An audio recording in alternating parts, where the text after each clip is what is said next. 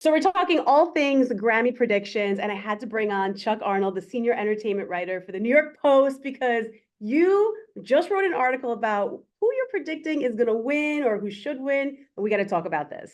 Sounds great. Sounds great. So let's start things off with let's go album of the year.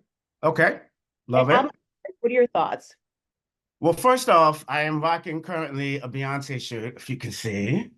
I love it. It's a Renaissance shirt because I'm still protesting that she didn't win Album of the Year last year.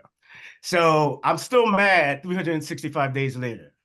But I think this is an exciting category this year because it's really a little bit of a toss-up, other than years past where you kind of didn't know what the hell was going to happen, right? So, but this year there is the chance for history to be made by a certain Taylor Swift, Uh-huh. which is exciting. I mean, everybody likes to see history be made, right?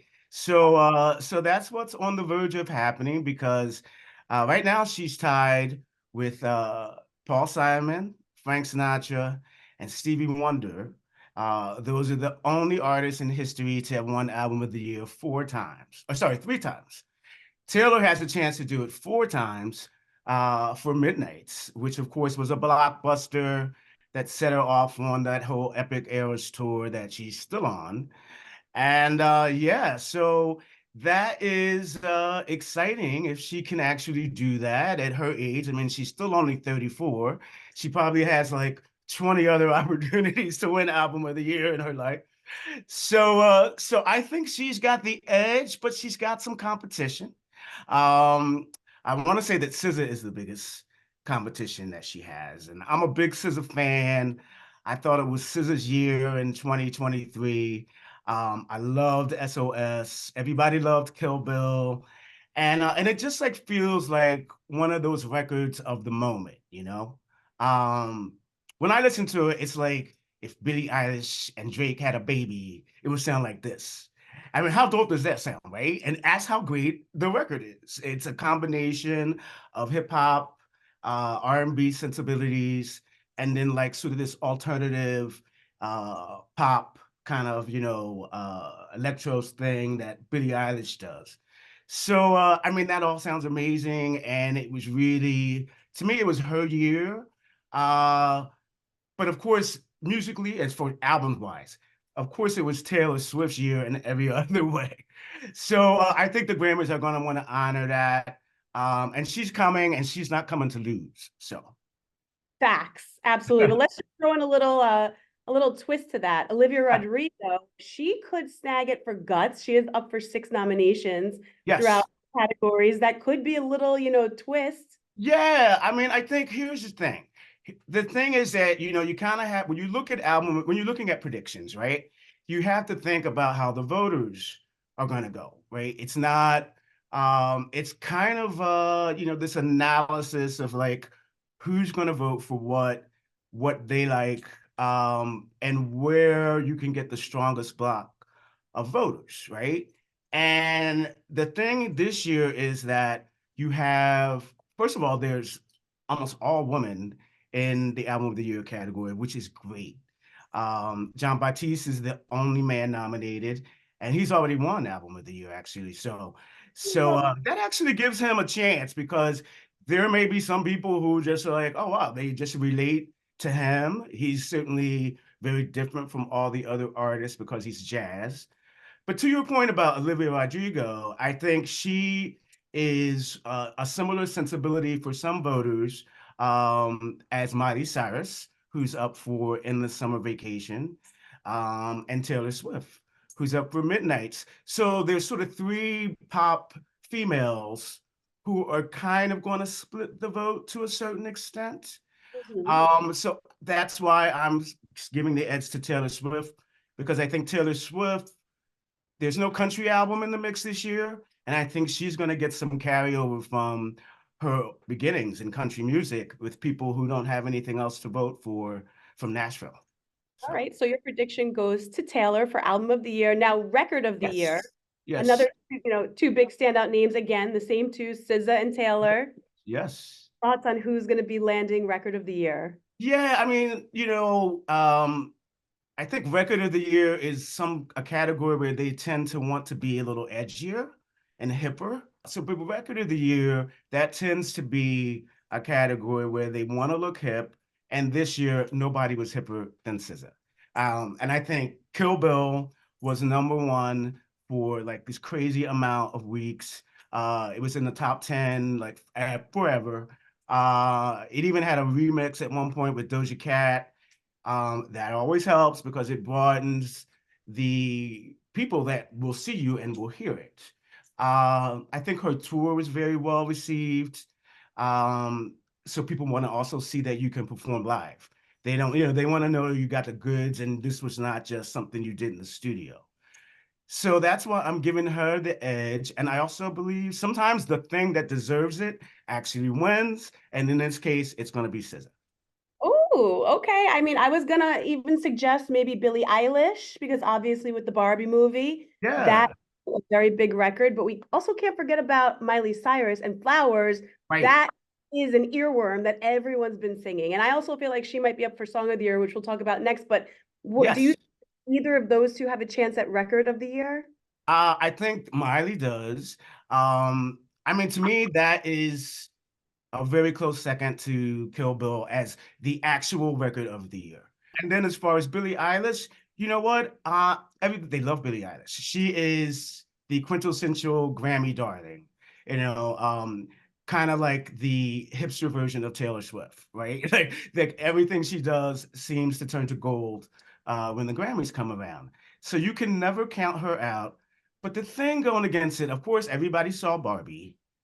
It was great. And the song captured, it added almost a depth to Barbie, and I think she's been open about the fact that that song helped her through a dark time on her own. So people love that. Like when there's a layer, like she brought this layer and all these layers to something that you would think would have been sort of plastic. So I think that she's got a shot. The thing going against it is it wasn't a huge hit. It didn't even crack the top 10 of the Hot 100. So as much as critics and possibly you want to say industry people liked it, and it'll probably win Song of the Year at the Oscars, or Best Original Song, I think they call it. It wasn't a huge hit in the sense that it was every place that everybody knew it. There's probably a lot of people that don't even know how it sounds, and that's not what you want from Record of the Year. So. Fair enough. Fair enough. I'll give that to you then. So then Yeah. let's move to Song of the Year because I'm Okay. still hanging on to Miley Flowers for that one as well. But Okay. we do have SZA and Taylor also head to head And going on that. Olivia again. I guess it's the same kind of thing. That's what's happening with like 4 pop females. And Billie also thrown in there. Yes. But how about Lana Del Rey? Because she still has not won a Grammy. She is Yeah. up for Song of the Year. I personally don't think that her song would snag it, but it would be good because it'd be her first Grammy. Yeah. I mean, I think she's overdue, right? She's overdue, but it's a case of again, she's kind of going to be in the mix with other pop females who had bigger records that people know. It's going to come down to another battle between Taylor Swift and this time I'm going to say da da da da da Billie Eilish. So Oh, yeah. very good. Okay. So I mean, I think that Billie Eilish is deserving of it. I think as far as a songwriter, strangely enough, Taylor Swift has never won record or song of the year. I was That's kind of unbelievable, right? She's had so many huge hits. We know that she writes her songs too. yep. So that's a surprise. But still cannot say seem to nab in that those two categories. So Yeah. it's going to be interesting to see if she gets at least one of the two. You know what? She can't complain because she's already won 3 Album of the Year Grammys, and Beyonce's never even won one. So, but I would like to say there, though, that it's because she is considered a real artist that thinks about the theme of her album, right? Has a statement she wants to make from start to finish. So that's why I think she's won Album of the Year 3 times. She's had some bad luck with record and song of the year. We're just tough competition. I think this may be the year that she sneaks through for Anti-Hero because it really is. It was a great song. It is one of those songs where you do admire the craftsmanship, and it's a more mature sound for her. And it also is the year of Taylor, so let's be honest. Yes, yes, yes, yes. And then wrapping it up, best new artist, we have to get into that. Who is your standout on that one? Which is like someone who the the general population never heard of before, and then all of a sudden they have this breakout moment where to most people they're new. Hmm. So she is that, even though she's done writing for Ariana Grande, Chloe and Halle, and she's put out her own music for years. So she's my personal pick. He also wins because he's country music, and everybody in Nashville is voting for him. You know that, and that's a huge voting block of Yep. the Academy. That's a huge part of it, and they vote for their own. So that's who your pick is. Because I mean, Ice Kelly Spice, Rose my pick to win, but I would. She's Victoria Monet is my personal pick. oh, true, true. But I was also going to say Ice Spice could slide in, although I don't think she's strong enough yet, but she would be good as a new artist as well. Yeah, I mean, she hasn't even put out her first album yet, so I was kind of surprised that she even got a Best New Artist nomination. But that's the Taylor Swift factor, right? People know her from Karma and that remix that she did with Taylor Swift, and that's why she's on that list. Because again, this is a general category where everybody's voting on it. Right? So anything connected to Taylor Swift, even if you're an 80-year-old musician, you're gonna know about that. Oh, So yeah. Well, one more prediction I want to ask from you before we let you go. Who do you think is going to walk away with the most awards? oh, wow. That's a good one. I mean, I don't think there's going to be a sweep like years past where someone won like 7 or 8 or, crazy amount.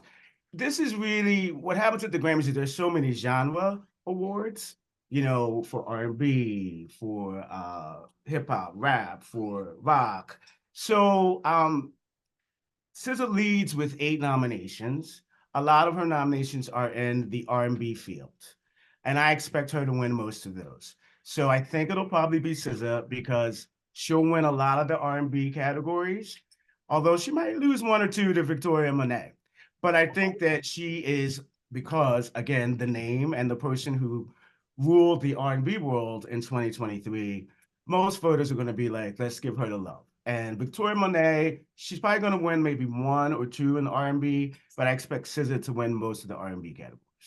And Taylor up for 6. How many do you think she'll walk away with? Yeah, I mean, it's interesting. Like, I think it was Folklore where she was nominated for a bunch and she only won one, the biggest one, album of the year.